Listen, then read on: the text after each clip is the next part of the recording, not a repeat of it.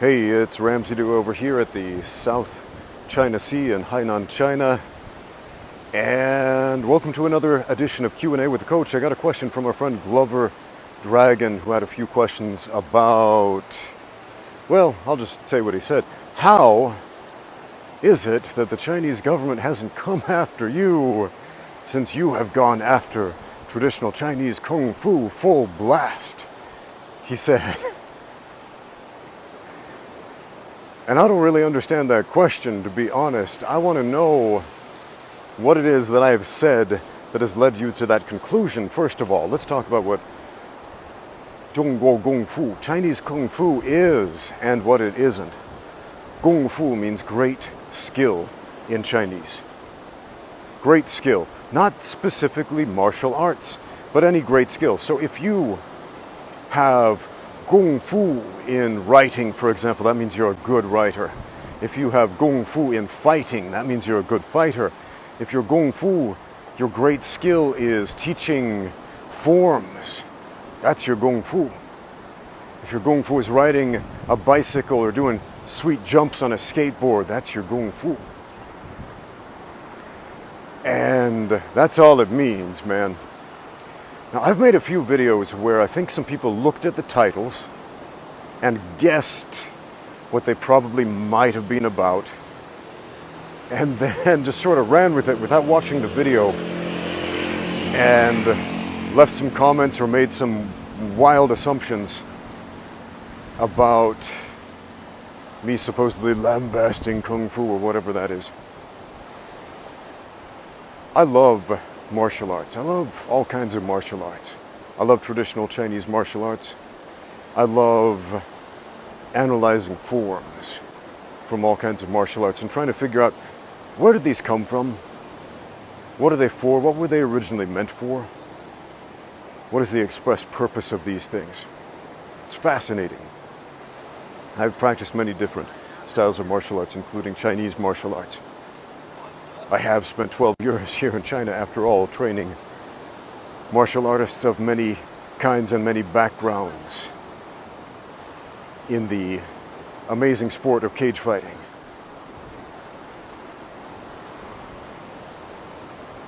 I made a video a while back titled something like Zhang Weili's Kung Fu is Corrupting the Youth. And I think that title shocked a lot of people, and they stopped at the title and didn't actually watch the video or listen to the message, and just assumed, oh, Ramsey's anti-Kung Fu, he's anti-Zhang Weili, he's anti-this, he's anti-that. I'm not anti-anything. If your whole character is based on being against something, you don't actually stand for anything. And if you don't stand for anything, what the heck are you doing with your life, man? Stand for something rather than stand against. But Ramsey, there's evil out there in the world. Great. Stand up for the cause of good and justice and hope and all that is great and wonderful in the world then.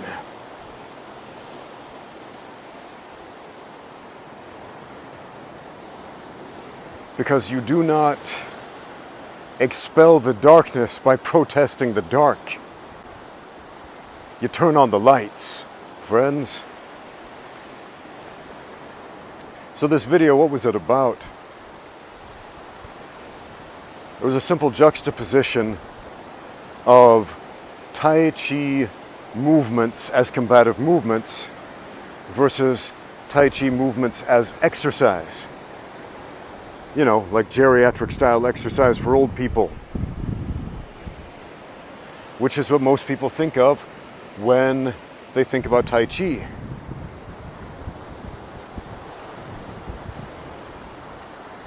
And yeah, man, I love Tai Chi Chuan. It's a fantastic, fascinating martial art for a lot of reasons. I love it. I practice it. And I love to pick apart those forms, and I've learned a lot. And I've told a story many times on this channel about how I met Master Wu Dao Shui, a master of Tai Chi Chuan, who taught me a great deal in a very short amount of time. And I learned that day, Tai Chi is grappling. When you do it right, it's grappling, and it's not magic, and it's not nothing fancy. It's simple stuff. Basic wrestling moves you learn in say, an American high school wrestling room, or in a Brazilian jiu-jitsu school, or in a judo dojo.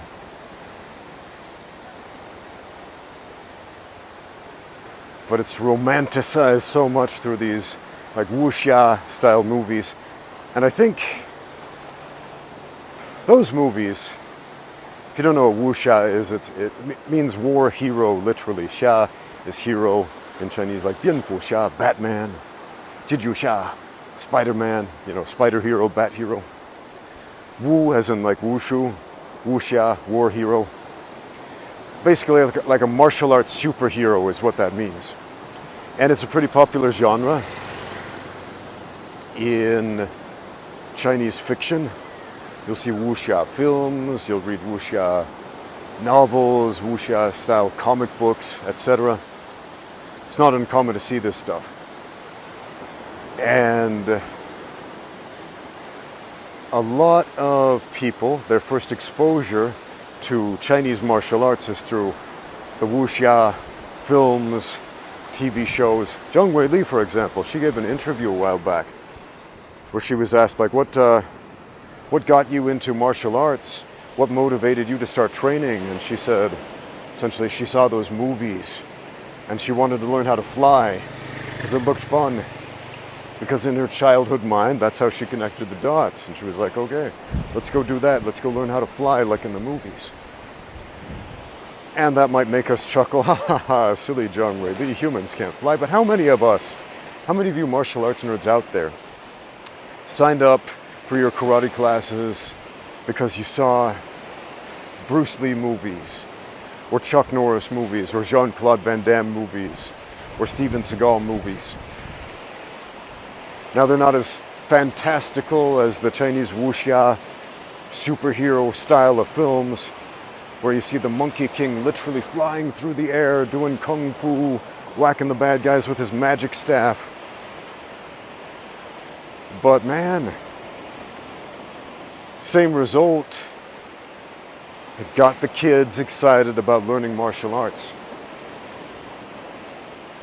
How many of us got excited about learning martial arts after watching The Karate Kid back in the 1980s? When did that movie come out? 83, 84? I don't remember. I saw it on VHS when I was a kid, and I couldn't stop thinking about karate. I was like, man, that is the stuff. If I knew karate, I could defend myself from the bullies just like Daniel LaRusso. If only I had my own Mr. Miyagi. But people get this screwy idea that because I tell people to get out there and train for real, and because I debunk these stupid bad women self-defense videos that have nothing to do with martial arts at all, that somehow I'm anti-traditional martial arts, because maybe at their school they taught them some goofy wrist grab thing that looked like one of those videos.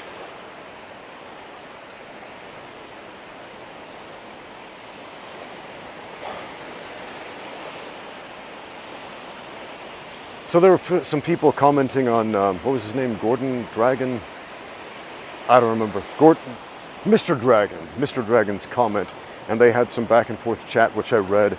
And they're speculating on how it is possible that I could possibly have survived the evil, tyrannical government coming after people who don't bow down and worship at the altar of Kung Fu or whatever. And that is the short answer: nobody cares. Nobody cares. Here's what the government, any government on this planet, cares about. Your government, the Chinese government, the American government, the government of England, Spain, Africa, wherever you live in the world, the government of your country, here's what they care about: that you abide by the law, that you pay your taxes. That's about it. Keep the law, pay your taxes. That's what governments care about. So some people cited, well, what about Xu Xiaodong? The government came after him because he beat up those fake Kung Fu masters. No, that's what was reported to you on YouTube, on some very popular videos. What's the name? Goes by the name Super Eye Patch Wolf, something like that. Made a video that got millions of views about the subject, where he painted this very sad picture like, oh, the Chinese government in their tyrannical tyranny came down upon Xu Xiaodong and because he beat up these Kung Fu guys and ruined his life.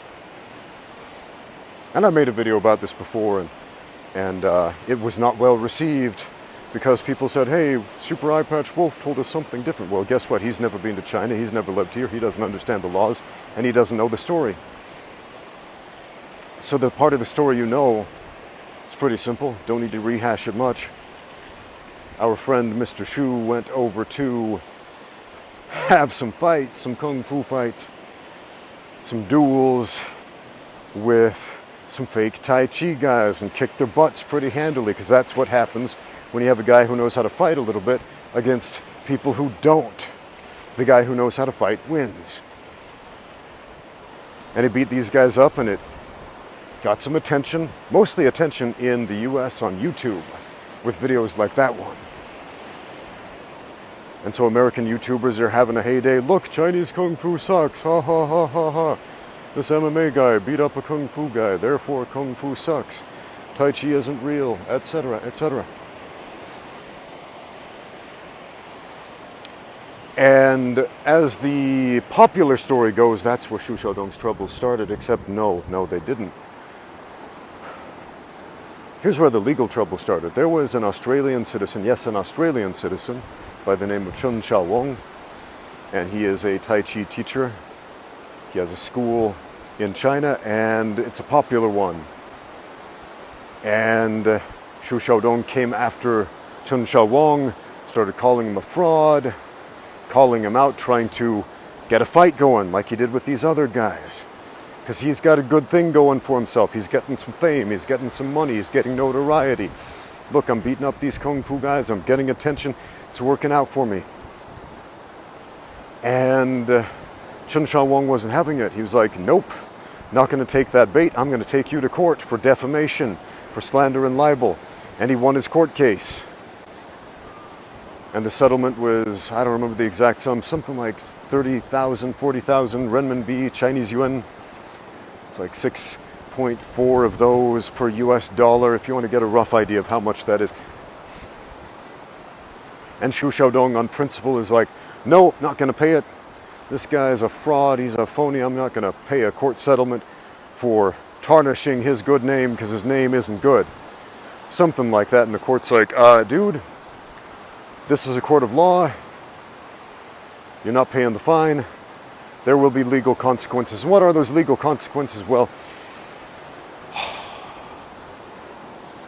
he had some adjustments made on some of his social credit scores. Yes, scores, plural. You've probably heard that term singular because that gets thrown around incorrectly a lot in Western media, which misreports basically everything you've heard about China, especially right now, man.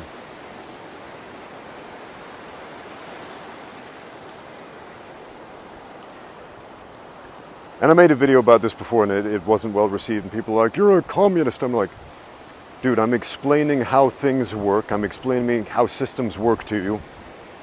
I'm not saying these systems are good or reasonable or that you should adopt them or accept them. I'm just explaining to you how the things work, right? If you don't like them, that's fine. This is not condoning anything. This is just explaining how systems work to you. So let's have a little recap. Every country, every government in the world has systems of checks and balances, and they have systems of law. And if you don't abide by those laws, if you don't pay your taxes, don't pay your fees, run traffic lights, are a menace to society, are a danger to yourself and others, then there will be measures taken against you. There will be little boxes filled in. There will be a record of that sort of stuff. And one of the notable things that happened to Xu Xiaodong was a limit on how he was able to travel. He was restricted from international flights, for example. And a lot of people are like, how dare they? They violated his human rights. Let me tell you a story about a friend of mine over the United States. He took his family on a road trip across America, and they stopped at a campground and decided to camp there for the night and light a fire in the designated campfire area. And a police officer comes in and gives them a ticket and issues a Class 3 misdemeanor. And they're like, but why? This is the designated spot. The police officer informs them, well, some local laws have been changed even though the signs have not, and ignorance is not justification for breaking the law. And in the United States, that is true. You cannot plead ignorance as defense in a court of law. So my friend has a Class 3 misdemeanor slapped upon him. And that doesn't sound that bad, except, well, guess what? A Class 3 misdemeanor disallows you from traveling outside the United States on an American passport. Travel restrictions. For how long? For as long as that stays on your criminal record. What is a criminal record? It's a social credit score. There are many, many different types of social credit scores in China. There are like at least 16 companies that I know of that keep social credit scores that track a bunch of different things. So it's not this one overarching big brother, the dystopian future that everybody is painting it as on the internet that I'm reading. It's a radically different thing, and I'm not saying it's good or it's bad, just that's what it is. So, and it is crazy how many people will just absolutely, they love to spout out information that they pull out of their butts because it sounds exciting and titillating. Some plastic in the ocean over there, which is a shame because there are a lot of jellyfish in this bay right here. Ran into a lot of them, and when the moon is out, if it's like close to a full moon, I think it's a waning gibbous right now, I'm not really sure, but pretty close to a full moon, that has an effect not just on the tides but on the jellyfish, and so it starts pulling them toward the shore, and they can't really swim away very well because jellyfish are kind of crappy swimmers, and the tide is much stronger than jellyfish. So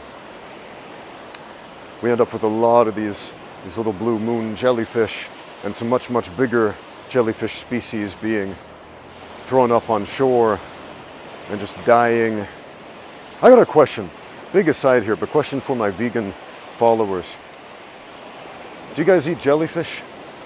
You're probably screaming at the screen, no, I wouldn't do that, I'm a vegan, those are animals. Okay, that's what I thought you would say, but and this isn't like trying to catch you in like one of those aha moments. You should eat jellyfish because of this. I'm just genuinely curious about this, because when I get into a discussion with vegans, and I actually was a practicing vegan for 1 year, a very long time ago. And I stopped that for a number of reasons, and a lot of people don't like to hear that either. What, you used to be? Oh, you're a traitor to the cause. Boo-hoo. But a lot of folks riding their bikes around here. So, where was I? Yeah, jellyfish. So the ethics behind not eating an animal and eating a plant instead. So for example, you would eat a carrot, but not a cat, right? And people are always asking me, do they eat cats in China? No, they don't. Cats are like one of the few species that they don't eat in this country. The Chinese have found a way to eat almost everything that can be eaten, but they don't eat cats. For all you folks wondering. So a vegan would eat a carrot but not a cat, right? Because a cat is an animal, it has feelings, it has a nervous system, it has a brain, it can feel pain. Humans can empathize with cats pretty well because, they have some things in common with human, etc. And you might say, well, what about a cow? Cows are different, and they are and they aren't, and so on. But another argument that comes up is that it's more environmentally friendly to eat plants than it is to eat animals, right?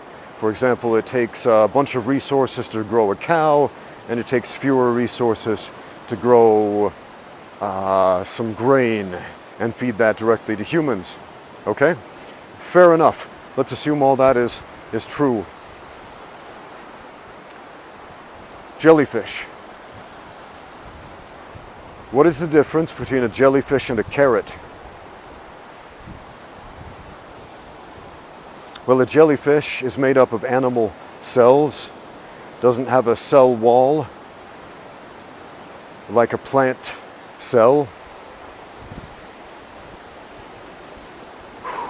But jellyfish don't have a brain, they don't have a nervous system. They do not think or act the way pretty much any other animal does. They don't feel pain. They don't have a sense of sight or sound or time or any of these other things that all these cuter animals have. I mean, they're just barely an animal by definition. So if we are justifying eating carrots because they don't feel pain, they don't have a nervous system, they don't have a brain, okay, we can say the same thing about jellyfish. And the second argument, that it takes more resources to raise animals than it does plants. Okay, for some animals that may be true, but not for jellyfish. We got massive jellyfish overpopulations in the harbors out there. There are bazillions of them out there just rotting away once they get cast up on shore. And in many cases there is massive jellyfish overpopulation. And you might be saying, jellyfish, ew, you can't eat that. Except, yeah, you can. It's considered a delicacy here in China. They eat them. I've eaten them. They're not bad.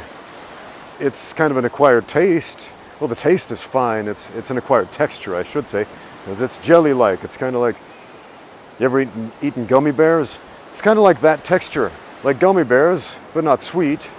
It's generally savory. They put like soy sauce or vinegar on it. A little soy sauce, a little vinegar. Jellyfish is pretty good. It's not bad. It's weird to think about if you've never had it. But you know what else is? Tofu, if you've never had it. But you got used to it, man, you can cook all kinds of great things with tofu.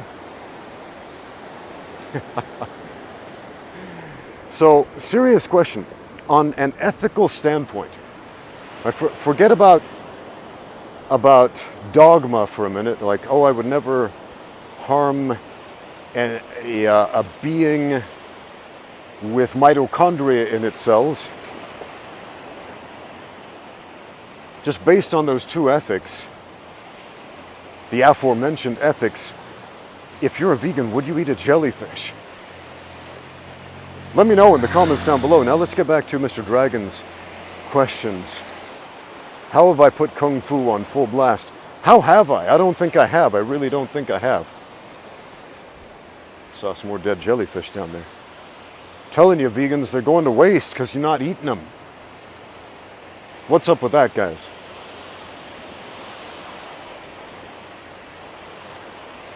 So, how have I put Kung Fu on full blast?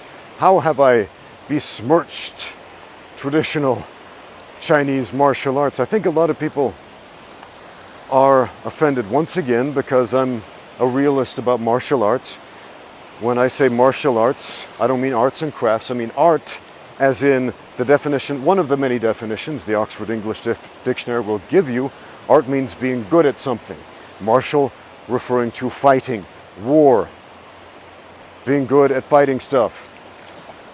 And in the case of unarmed martial arts, being good at fighting and killing with your bare hands. And so,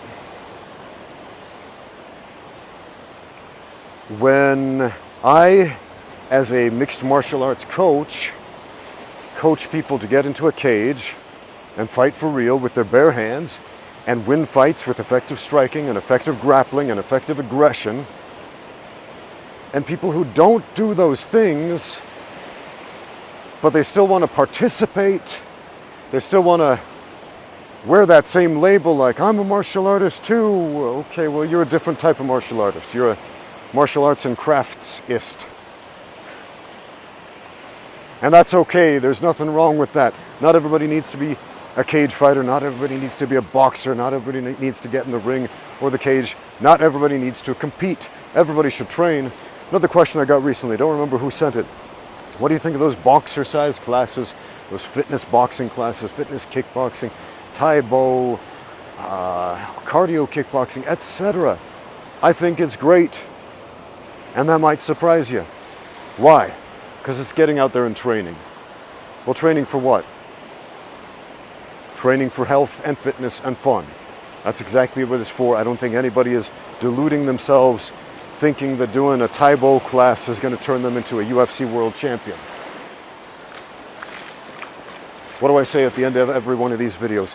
Thanks for watching. Get out there and train. Get out there and train.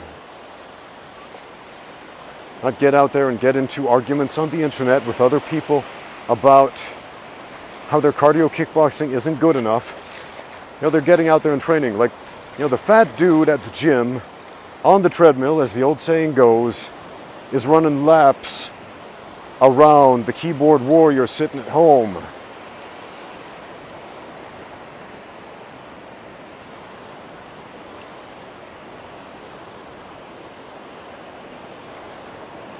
That being said, thank you for watching. Now get out there and train.